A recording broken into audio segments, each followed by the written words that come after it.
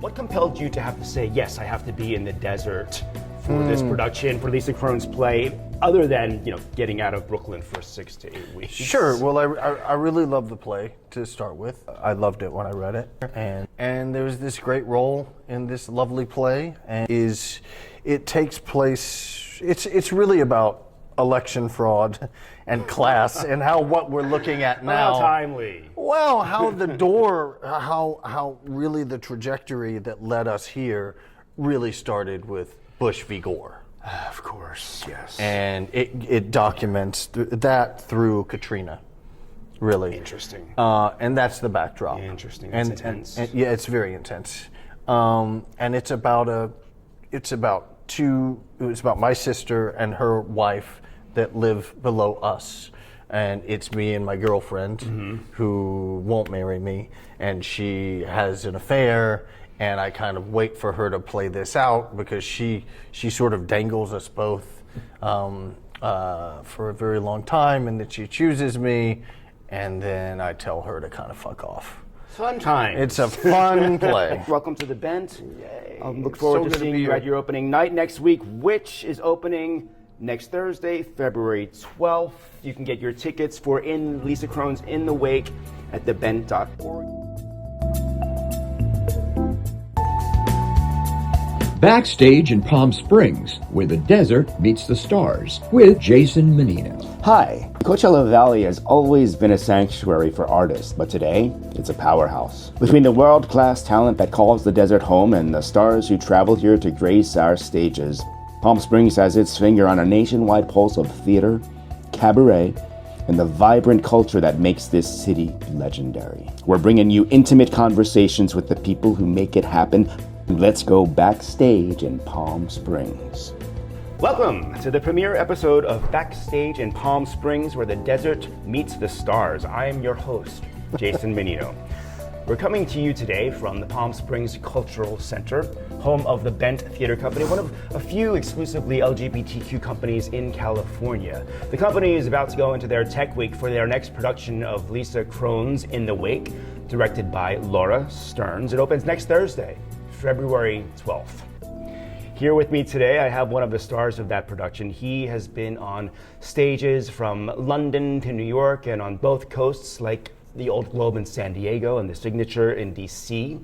He is an actor, a singer, an Outer Critics Circle Award nominee, and a playwright. He recently penned the stage adaptation of Annie Proulx's Brokeback Mountain, and that is about to make its North American premiere at Chicago Shakespeare Theater in May. Please welcome to Backstage in Palm Springs, Ashley Robinson. Hi. Hi. Do I say hi this way because you were talking that way? Hi this way? Yeah. Okay. How are you? I'm good. I'm good. I'm loving the weather here. I can imagine. I'm super good today. Great. Yeah, glad to be here. That kind of brings me right to my first question. Sure. So, with everything going on for you, like this upcoming premiere you have, what compelled you to have to say, yes, I have to be in the desert for this production, for Lisa Kron's play, other than, getting out of Brooklyn for 6 to 8 weeks? Sure. Well, I really loved the play to start with. I loved it when I read it, and I've been trying to get out here for a couple of years. Oh wow! Okay, great. What's called? Because I did Carol Hall's last musical. Yes. Which she wrote Best Little Whorehouse in Texas. Is that your connection? She and Lenny Yes. have a house in Palm Springs, Yes. and Lenny told me about this theater company when he first saw Brokeback in London. Sweetly, they saw me do Floyd Collins in London. Oh, they saw me do. They came over to see Brokeback. It was very sweet. I love them to death. But I have the pleasure of staying with Lenny, and he's housing me, and Steve and I got together, talked a couple of times about what we can do, and they'll definitely in the future they want to do Brokeback, and we just tried to find. Told me that. I was like, yeah, what are you doing? As soon as it's made its rounds, you know what I mean. Until it's. I imagine you're looking at New York at some point. Yeah. Hopefully. We'll see. If I had a nickel, So that's what brought me here, and there was this great role in this lovely play, and Yeah. So And I am guilty of not really knowing the play well. So tell us about In the Wake and what has you drawn to it. In the Wake it takes place. It's really about election fraud and class and how what we're looking at now. How timely. Well, how the door, how really the trajectory that led us here really started with Bush v. Gore. Of course, yes. And it documents that through Katrina, really. Interesting. And that's the backdrop. Interesting. It's intense. And yeah, it's very intense. And it's about my sister and her wife that live below us. And it's me and my girlfriend who won't marry me, and she has an affair, and I kind of wait for her to play this out because she sort of dangles us both for a very long time, and then she chooses me, and then I tell her to kind of fuck off. Fun time. It's a fun play. And Yeah. you're playing, your character's name is Danny. Danny. And what tell me about Danny and what has you, what do you love about Danny? Danny's the fool from Lear. Okay. Danny, I wish I had my notebook, so I do this thing called a spine. A spine. A spine. Yeah, a spine of play, spine of character. It's sort of like a drive. It's been described as like a rod on which to like hang your choices, so they all Sure. line up. Yeah, So they're yeah. like one consistent. One through line. Yeah, and I can't remember what it is now, but it's about using humor to extract the truth, Okay. and that's Danny. Got it. Yeah. We just said it's known for its dense, intellectual, highly political dialogue. Highly political dialogue. Yeah. And as you move from the rehearsal room to tech, what do you think is going to be the biggest hurdle for the cast and the company now? I don't know. than- I love tech. I never think tech's a hurdle. I haven't heard that. Tech's very my favorite. often. Tech is it's my favorite part. If the Why? other actors aren't like cutting up and driving me nuts, because we get to hold and I get to look at the things around me and I'm wearing the clothes and I get to go over moments over and over and over, and I work very hard during tech. I don't fuck around like a lot of actors do. Understood. Because I agree. It's for me the most useful time of the process. That's interesting. I have not heard that, but it makes perfect sense. Yeah. Of course. Yeah. Of course. And as a playwright, do you find it challenging or not challenging to get into another writer's ear and into another writer's character? Challenging. This dialogue especially is very heightened, very quick, very sometimes just not the way we speak. Sometimes it's very, very like early noughts, totally, and then other times it just switches to this super intellectual heightened language, and it switches back and forth, and you kind of know what the thought is, but you don't know if it's contained in the highly intellectual or the sort of friends language, Right, sure. So that's been the tricky part, but it's also been really fun. Sounds fun. Yeah. I've worked with Laura Stearns. I've been directed by her. She's fantastic. How's that going for you? Love her so much. She's the coolest person. She does what my dear friend who directs a lot at the Irish Rep, or who's the artistic director, Charlotte Moore, who learned it from Hal Prince. They just get actors that they fucking trust, and they let them go. Well, she was also an actress as well, right? Yeah. And Laura Stearns is a very talented actor. And I can tell. I was because she gets up and she like does stuff and does a line or does like a look or a moment, and I'm like, you're a fine actor, I can tell. And she's like, yeah. I mean, she's all around. I mean, she's production manager, stage manager. She made the puppets for a fantastic production of Avenue Q here a couple of years ago. She's amazing. She's amazing, and she gives us space to play, and then she just rolls with the punches and doesn't get freaked out. Like we had a big set change where everything was moved around. So like in 2 days we had to, I hate this word, but we had to reblock everything because the floor plan was completely different. When The kitchen was this was like 3 days ago. So rather than stage and let her actors kind of navigate it themselves, she had to block it. Yeah. I know a lot of the people in your cast, so I'm working with some solid people. So Lovely people. I'm sure they could were up to the challenge. Just We did it. We did it in 2 days. Blocking's easy. You know what I mean? You can block it like that. You can block it, but then you got to get it in your body. Yeah, right. Yeah, yeah. Like I was supposed to be having nuts last night, and I got a beer instead, and I don't know. It's always good. If all else fails, this character grabs a beer, some nuts, and goes to his chair, and it'll all be fine. Okay. I'd like to talk a little bit about Brokeback, and Sure. you wrote as an actor, as a seasoned actor. How does that impact and influence how you write dialogue as you were adapting that play? How does it influence how I write dialogue? Interesting. Well, I skew toward rural, working class, queer stories. Same with Five and Dime, the musical. Yes, which you also... Yeah. So that tends to be... The next thing I'm doing is very like fun and urbane, and I made it a little queer, but it's like a murder mystery fun, you know. That you're writing, or that hopefully you're rat-a-tat. That you're writing, or that you're acting? That I'm writing. But these two, yeah, dialogue just comes easy because I don't know. Plus with Prue, you have a really good jumping off point. Mm-hmm, sure. Because Prue is excellent at dialogue, so then you just sort of, grow it from there, and you sort of write around what she's done, and I wanted to add music and a balladeer because you have a lead character who really doesn't speak in a play, and then you have the landscape, like the outer landscape. There's no possible way to put in a theater. So you're using music to help. Using music to help that, Sure. and you span 20 years, and the lyrics were just sort of lifted right from Annie's beautiful prose about the landscape. Nobody writes about the Western landscape like she does, and so I wanted that to be included. And of course, it's not going to be included in the dialogue because these characters do not speak like that, if they speak at all.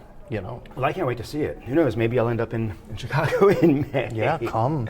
And I heard that you reached out to Annie Proulx cold via I didn't hear it, I read it. That you reached out to Annie Proulx cold via email to get her permission or on board. Is that accurate? Kind of. Okay. Kind of. There was a producer attached at the time. Okay. Who was no longer the producer. Lovely guy. No longer the producer. He, at the time, I wanted to do it. I approached Dan to write the music, and I was like, how do we do it? And Dan's agent said, well, the rights are with this guy. They can't find a writer. Annie wouldn't approve writers, like legit seasoned writers. She just they turned in treatments, and she had, So I wrote a treatment with the balladeer and the music and older Innes, who they've excised, which I think is a terrible idea, but that's what we're doing in Chicago, so I think it's a terrible idea. But there will now be two versions, one with an older Innes that you can do, and one without. Okay. But anyway, I'll miss him in the States, but I just have to trust that, Yeah. Ed Hull knows what he's doing. He's Peter Hull's son, for fuck's sake. So, Wow, I didn't know that. yeah, he runs. It's in such good hands. So tell me about that. How's working with him? I did a reading. Jason Carr, a wonderful composer, and I wrote. Couldn't get the rights for it. Ended up, but wrote the Roman Spring of Mrs. Stone, Tennessee Williams novella. We wrote a musical version. Oh, of it. wow. And Ed wanted to do it at Hampstead, which he was running at the time. So Jason and I and Ed read through the whole thing, sang through the whole thing. So Ed and I had known each other. So when we hopped on the phone about this, I reminded Ed, and he was like, "Oh my God, I can't believe That's that." amazing. So he's a wonderful, wonderful man, and it's such a beautiful theater. In Chicago? Yeah. Yeah, the courtyard I was looking at that. Amazing. That space looks brilliant. Yeah, it's amazing. You go into the lobby and the skyline is here, and Lake Yeah, Michigan's I was all looking- around yep, you. I was looking at it the other night. Man, so nice. At what point for the London production did you know you were going to have Lucas Hedges and Mike Feist in your cast? I wanted Mike Feist. So my father passed, and my mother and I were having a bit of a hard time, and I said, "Let's go see a movie. Let's go see a movie." And this was December of 2022 before, and after the Jet song, I said, "Let's go see West Side Story." Okay. Yeah. Okay, West Side it's a Story. couple years ago. And after the Jet song, I looked at my mom and I said, "That's my Jack." And indeed, he was my Jack. Did that influence any of your writing process, knowing you were going to have these two, or was it already? It was already done, written. or- It was yeah. already written. I mean, you tailor for any like world premiere, and I'll do the same in the States. You tailor to fit. You tailor the suit. Sure. You tailor the suit depending on what actors Sure. you have, and Speaking of the States, I was not able to find a cast announcement. no, not yet. Okay. It is Not ongoing. cast, or? Some of it is. Okay. Some of it is. Yeah. It'll be announced sometime. We haven't. I think we start rehearsal on April 23rd, so You we've got time. we've got You until some then. time. Yeah. All right. Maria Friedman, and your Chocolate Factory. Yeah. Merrily we roll along. I'm a huge Stephen Sondheim freak. So. What's your favorite? Oh, what is my Sunday in the Park with George is always the first thing that comes to mind when I'm asked Yeah. what's my favorite Sondheim. Yeah. But what is yours? I think Sunday in the Park too. It's just so beautiful. I just hated saying it right after you said it. It's okay. It's okay. But It's a great. It's about honesty, brilliant. right? We It's just a have to. I brilliant could have show. said Sweeney Todd, but that would have been a lie. That's second favorite. Sure. Merrilee's good too. So tell me about working with Maria Friedman, who was a Sondheim an actress, became a director. This And was how her first bad at directing. What did we she? had a good What did she time. do that finally made the cracked the nut? I mean, I've heard her interviews, but I'm asking from your perspective, Honestly, how did she crack the nut? I of tell Merrily you, We Roll Along? what she did, and then they didn't do it in the States. But what she did was she cast the actors at the age that they end up at. So as you reversed, you'd already bought into them as these characters, so they weren't kids playing. And then when they did the New York version, which was the London version, that they kind of passed off as a new version, but it wasn't. It was the one from 10 years ago. Right. But that's the brilliant thing Maria did with the original. But then the actors they got were sort of in between. Yes. Which also worked really well. And And the New York actors, yeah. Groff and Mendez. And Yeah. And Radcliffe. but Maria is such a beautiful director, and her sister Sonia produced it, and Right. the Menyer's Right. beautiful. It's just a good group of people. Is it Menyer? Did I call it Menyer? Menyer? Menyer. Okay. Menyer. I should know that. Doesn't matter. Menyer, Prue, What is Feist. what is beautiful about her? I just love Maria. You just want to hug her. And she again is a director who trusts her actors, like Laura. She was an actor again. Yeah, I think the best directors were actors, in my experience. Yeah. David Cromer, Joe Mantello, Yeah. because there's a certain amount of trust you got to have in your actors, and you got to know what to give them the foundation of, so that then they can just go be, and you can watch, and you can shape, Sure. and of course. but at least they have to feel like everything's their idea and they're leading the charge. You know what I mean? Yeah. Yeah. I do. And then the Irish Rep. You've done quite a bit of work there under the tutelage of Charlotte Moore, which is also Yeah. another legend icon. She's a link to the golden age. I have a picture of her on my phone. I would show it, but it's way over there. But I have a picture of her with Tennessee Williams, and she looks the same. I'm a Tennessee Williams freak too. Me too. So what was it like working with her? First thing I did. Oh, you want me to find it? Let's find it. Need yeah, permission to use it. That's true. There we go. That's Charlotte in Tennessee. Oh wow. And she looks. Did she direct his? Did she do it? She acted. acted? She was an actor as well. Yes, you know I what I know. mean. Yeah. I'll send this to you. Great. Sent. Cool. Thank you. Charlotte Moore is one of. I love her. I love her. if I don't know. I would be straight for Charlotte in a second. Oh my God. If she was a little bit younger, A little younger. Just a little younger. She's Your partner's over here. She's one of the greatest. She's one of the greatest human beings I've ever met. One of the best collaborators. One of the funniest people I've ever met. One of the filthiest people I've ever met. I love Charlotte. I love Charlotte, and I love working at that theater, and I love everyone front of house, backstage. I just love walking into that theater every day. That's great. I've done so many things there over the span of like 15 or so years. Yeah, you have. I saw that. Yeah. What was your favorite over there? My favorite was a musical. It was Carol Hall's last musical that I did, Full Circle. It's based on Capote's A Christmas Memory. Yeah, yes. I don't think it can be done anymore because the Capote estate just said, I think they just closed everything off so you can only do verbatim text. So I think the adaptations are not done anymore, I think, as far as I know. But it was, Alice Ripley was in it, Charlotte directed it. Yep, I saw that. You saw it? No, I saw. I was doing my homework, saw that you got to act without go to work. It was the late great Carol Hall's last musical, who wrote Whorehouse and who was why I'm here, really. Right. And yeah, it was a really beautiful piece. Cool. Yeah. And you were at UNC, which is where you got your BFA, right? UNCS, the University of North Carolina School of the Arts. Yeah. Under Gerald Titan Friedman. Under the Titan Gerald Friedman. What was that like? The What legend. did you learn? What? I mean, everything. Between he and Charlotte, they really taught me everything I know, you know. What's one Friedmanism that you still carry with you? Spine, that we were just talking okay. about. So he would, as a director, teach the actors to essentially write, direct, he said, you're going to have some bad directors, so you're going to have to do it yourself.